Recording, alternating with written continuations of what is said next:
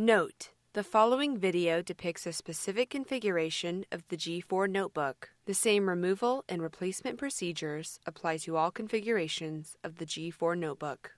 Before you begin, remove the battery, wireless module, hard disk drive, optical drive, keyboard,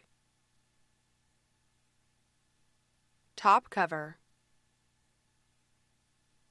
USB board, display assembly, display bezel, hinge covers, and display panel. Removal: remove the two 3mm P1 Phillips head screws that secure the right hinge to the side of the display panel. Remove the right hinge. The left hinge is removed in the same manner. Replacement: place the right hinge on the right side of the display panel.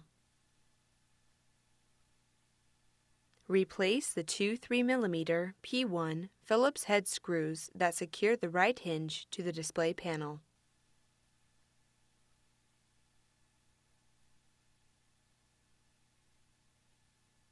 The left hinge is replaced in the same manner.